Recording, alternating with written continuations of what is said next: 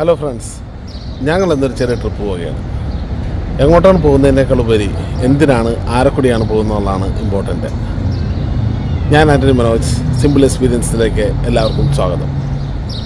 ഇന്ന് പോകുന്നതിൻ്റെ പ്രത്യേകത എന്താണെന്ന് വെച്ച് കഴിഞ്ഞാൽ, കേരള മലയാളം മിഷൻ്റെ കുവൈറ്റിലെ SMCA ചാപ്റ്ററിൻ്റെ ഫാഹിൽ ഏരിയയിലുള്ള അധ്യാപകരുടെയും സപ്പോർട്ട് ടീമിൻ്റെയും കൂടെ അവരുടെ ഫാമിലിയോട് കൂടെയാണ് ഞങ്ങളൊരു ട്രിപ്പ് പോകുന്നത്. ട്രിപ്പ് എങ്ങനെയുണ്ടെന്നുള്ളത് നമുക്ക് നോക്കാം. ഞങ്ങൾ ബസ് കാത്തു നിൽക്കുകയാണ്. ഞങ്ങൾ 55 പേരടങ്ങുന്ന ഒരു സംഘമാണ് ഇന്നത്തെ യാത്രയിലുള്ളത്. രാവിലെ തന്നെ എല്ലാവരും ഹൈ എനർജിയിലാണ്. ഒരു പ്രാർത്ഥനാ ഗാനത്തോടു കൂടി ഞങ്ങളുടെ യാത്ര ആരംഭിച്ചു.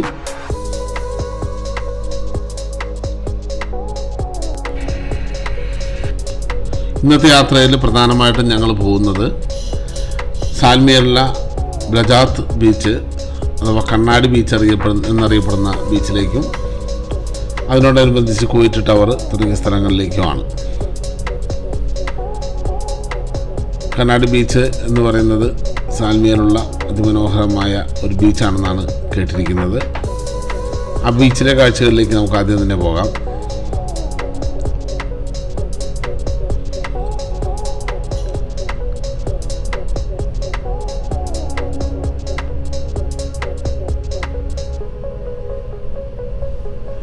യാത്രയിൽ എല്ലാവരും ഉത്സാഹത്തോടെ പാട്ടും അന്താക്ഷരി കളിയും എല്ലാമായിട്ട് ആ യാത്രയുടെ മനോഹരമാക്കി.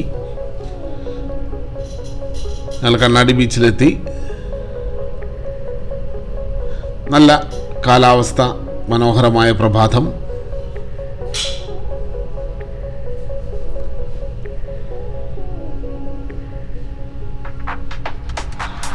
ആദ്യം തന്നെ ഒരു ഗ്രൂപ്പ് ഫോട്ടോ എടുക്കാമെന്നുള്ള പ്ലാനിൽ എല്ലാവരും കൂടി ഒരുമിച്ച് ചേർന്ന് നിന്നു.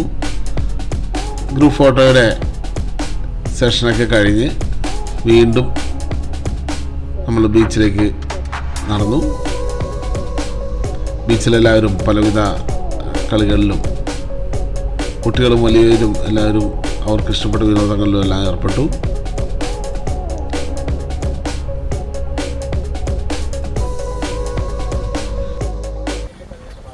ചിലരാകട്ടെ തങ്ങളുടെ നൃത്ത വൈഭവം പ്രകടമാക്കിക്കൊണ്ട് റീൽസ് എല്ലാം എടുക്കുന്നുണ്ടായിരുന്നു.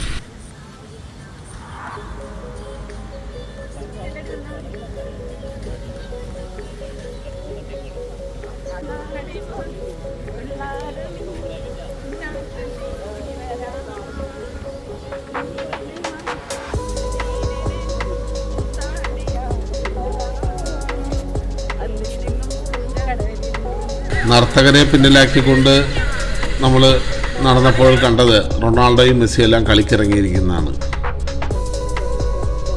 ഫുട്ബോൾ കളിക്കാരെയും വിട്ടുകൊണ്ട് കണ്ണാടി ബീച്ചിന് ആ പേര് കൊടുത്ത കണ്ണടയുടെ അടുത്തേക്ക് നടന്നു. അപ്പോൾ ഇത് കണ്ണട ബീച്ച് എന്നാണോ പറയേണ്ടതെന്നാണ് ഞാൻ കരുതുന്നത്. കണ്ണട ബീച്ചിലാകട്ടെ എല്ലാവരും കണ്ണടയോട് ചേർന്ന് നിന്ന് പോസ് ചെയ്തുകൊണ്ട് പടങ്ങളെടുക്കുന്ന തിരക്കിലാണ്.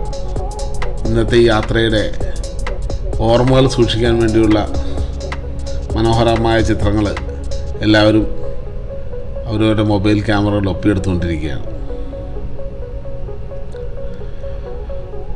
ചിത്രം പിടിക്കുന്നതിനിടയിലും ആഘോഷങ്ങൾക്ക് യാതൊരു കുറവൊന്നുമില്ല. പലരും ആഘോഷത്തോടൊപ്പം റൊമാൻറ്റിക്കും ആയിക്കൊണ്ടിരിക്കുന്നുണ്ടായിരുന്നു.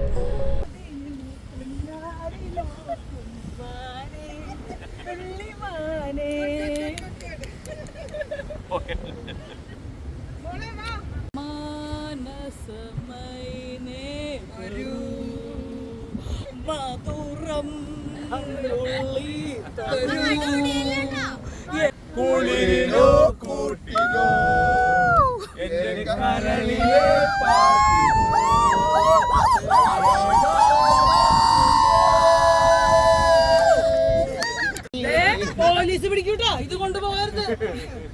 ഉല്ലാസപൂത്തിരികൾ കണ്ണിലണിഞ്ഞവളെ, ഉന്മാദത്തേനരകൾ ചുണ്ടിലണിഞ്ഞവളെ, ഗാനം നീയല്ലേ, താളം നീയല്ലേ, എന്നാത്മസംഗീത ശില്പം നീയല്ലേ. നീ അറിഞ്ഞോ മലമാനത്ത് 1000 ഷാപ്പുകൾ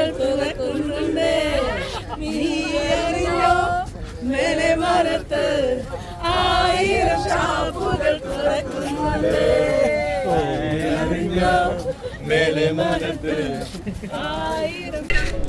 ഏരിയ സെക്രട്ടറി നിഷാന്താകട്ടെ കുട്ടികളെ ഡാൻസ് പഠിപ്പിക്കാനുള്ള ഒരു ശ്രമം നടത്തിക്കൊണ്ടിരിക്കുകയാണ്.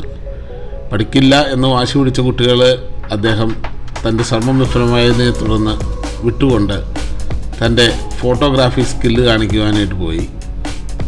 എല്ലാവരെയും കറങ്ങി കിടന്നുള്ള ഫോട്ടോയൊക്കെ എടുത്ത് അദ്ദേഹം അതിനകത്താണ് ഒരല്പം ആശ്വാസമെങ്കിലും കണ്ടെത്തിയത്.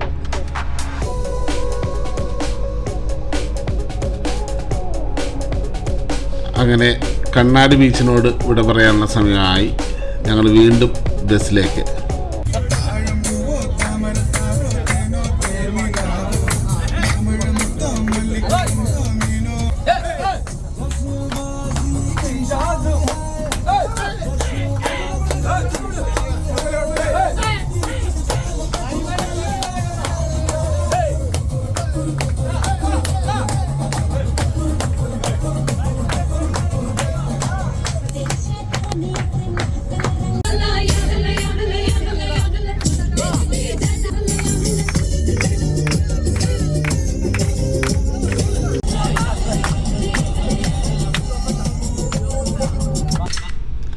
അടുത്ത സ്ഥലം എന്ന് പറയുന്നത് കുവൈറ്റ് ടവറിനോട് അനുബന്ധിച്ചുള്ള സ്ഥലങ്ങളാണ്. മനോഹരമായ കുവൈറ്റ് ടവറിൻ്റെ വിദൂര ദൃശ്യങ്ങളെല്ലാം കണ്ടുകൊണ്ട് ഞങ്ങൾ അവിടെയെല്ലാം ഒന്ന് ചുറ്റി കടന്നു. കുവൈറ്റ് ടവർ എല്ലാവരും കണ്ടിട്ടുള്ളതുകൊണ്ട് തന്നെ കുവൈറ്റ് ടവറിൽ കയറണ്ട എന്നാണ് തീരുമാനിച്ചത്. കുവൈറ്റ് ടവറിൻ്റെ അടുത്തായിട്ട് തന്നെ ഒരു കടൽപ്പാലമുണ്ട്, അങ്ങോട്ട് പോകുന്നതാണ് അടുത്ത പ്ലാൻ. ഞങ്ങൾ കുവൈറ്റ് ടവറിൻ്റെ ലൊക്കേഷനിലാണ്. കുവൈറ്റ് ടവറിൻ്റെ ലൊക്കേഷൻ കഴിഞ്ഞ് അവിടെ കടൽ പാലത്തിലോട്ട് നടക്കുകയാണ്. കടൽപ്പാലത്തിൽ നല്ല തിരക്കുണ്ട്.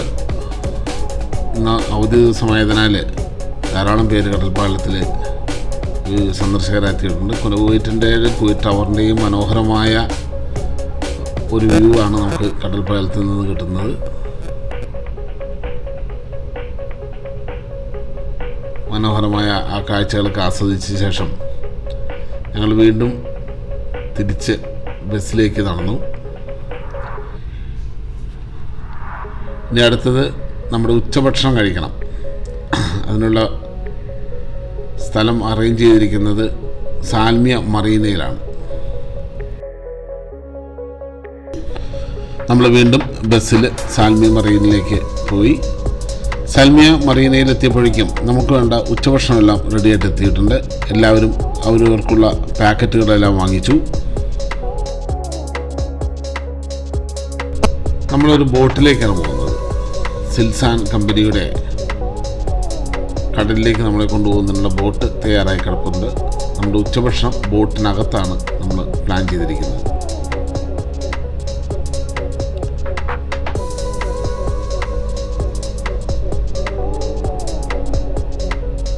ഉച്ചഭക്ഷണ പതികളുമായിട്ട് എല്ലാവരും ബോട്ടിലേക്ക് നടന്നു. 3 നിലകളായിട്ടുള്ള ബോട്ടാണ്. നമ്മൾ കയറുന്നത് തന്നെ ഒരു വലിയ ലോബിയിലേക്ക്. അതിൻ്റെ ഉൾഭാഗത്തായിട്ട് ബെഡ്റൂമുകളുണ്ട്. മുകൾ ഭാഗത്തായിട്ട് നമുക്ക് വീണ്ടും ഒരു ഓപ്പൺ സ്പേസുമുണ്ട്. അപ്പോൾ ആദ്യം ഭക്ഷണം കഴിക്കാമെന്നാണ് എല്ലാവരുടെയും പ്ലാൻ. അതുകൊണ്ട് തന്നെ എല്ലാവരും നേരെ കയറി ചെല്ലുന്ന വിശാലമായ ഹോളിലേക്കാണ് ഇരുന്നത്.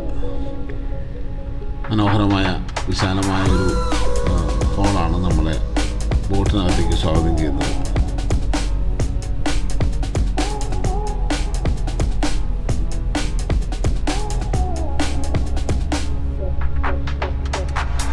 ഭക്ഷണമെല്ലാം കഴിച്ച ശേഷം എല്ലാവരും പല ഭാഗങ്ങളിലായിട്ട് വിശ്രമിക്കുകയാണ്.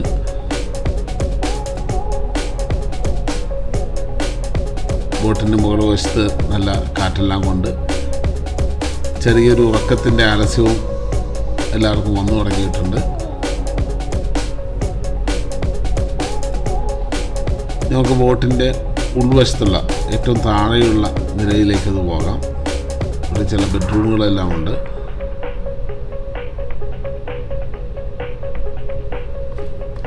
ബെഡ്റൂമിലും നമ്മൾ ചില കപ്പിൾസിനെയൊക്കെ കണ്ടു.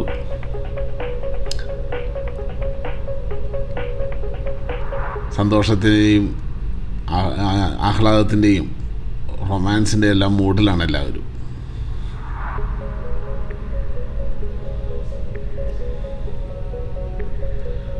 പലരും ടൈറ്റാനിക്കിലെ ജാക്കിനെയും റോസിനെയൊക്കെ അനുകരിച്ചുകൊണ്ട് ഫോട്ടോ എല്ലാം എടുക്കുന്നുണ്ട്.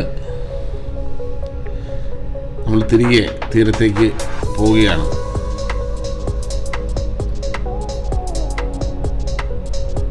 നല്ല കാറ്റുള്ളതുകൊണ്ട് തീരത്തേക്ക് അടുപ്പിക്കുന്നതിന് പ്രത്യേക വൈദഗ്ധ്യം ആവശ്യമുള്ളതുകൊണ്ട് കുറച്ച് നേരം ഞാൻ തന്നെയാണ് ബോട്ട് നിയന്ത്രിച്ചത്.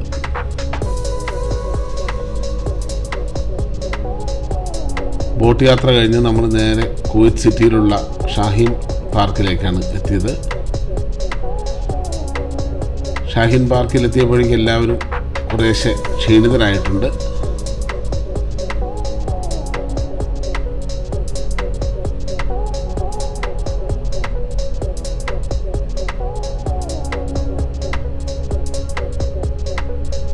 വലിയ ഹെവി ആയിട്ടുള്ള ഉച്ചഭക്ഷണം എല്ലാവരെയും സ്വല്പം ക്ഷീണിപ്പിച്ചിട്ടുണ്ടെന്ന് തോന്നുന്നു.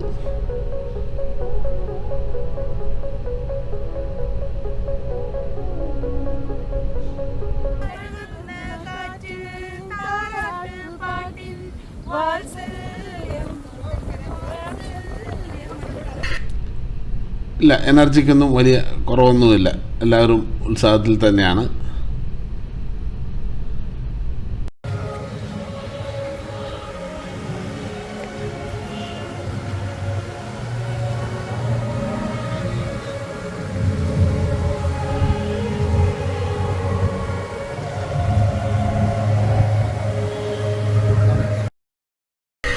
അപ്പോഴാണ് നമ്മുടെ മ്യൂസിക് ഫൗണ്ടൻ അവിടെ സ്റ്റാർട്ട് ചെയ്തത്. മ്യൂസിക് ഫൗണ്ടൻ സ്റ്റാർട്ട് ചെയ്തതോടെ എല്ലാവരും വീണ്ടും ചാർജായി. എല്ലാവരും ഇരുന്നിടത്തുനിന്ന് എല്ലാം എഴുന്നേറ്റ് ഫൗണ്ടന് ചുറ്റുമായിട്ട് കൂടി മനോഹരമായ ഫൗണ്ടൻ്റെ ദൃശ്യങ്ങളും മ്യൂസിക്കും എല്ലാം ആസ്വദിച്ച് അവിടെ എല്ലാം നിന്നു. നന്നായിട്ട് കാറ്റ് വീശുന്നുണ്ട്. ചെറിയൊരു മഴയ്ക്കുള്ള സാധ്യതകളും കാണുന്നുണ്ട്. എങ്കിലും ആവേശത്തിനൊട്ടും കുറവില്ല.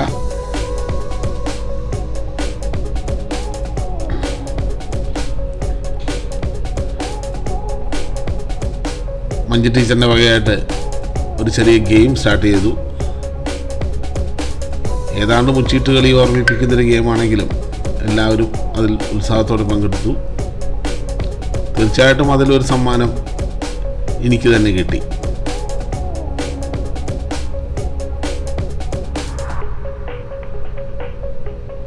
പ്രിൻസ് ടീച്ചർ ഇത് പല വിധത്തിൽ കളിച്ചു നോക്കിയെങ്കിലും സമ്മാനമൊന്നും കിട്ടിയില്ലെന്നാണ് അറിവ്.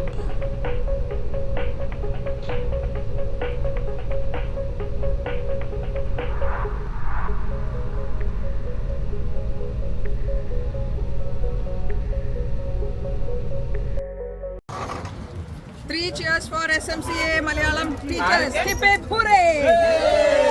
Hip hip hooray! Hip hip hooray! അപ്പോഴേക്കും നമ്മുടെ വൈകുന്നേരത്തെ ചായയും കടിയും എല്ലാം എത്തിക്കഴിഞ്ഞു. അതെല്ലാം ആസ്വദിച്ച ശേഷം വീണ്ടും ബസ്സിലേക്ക്.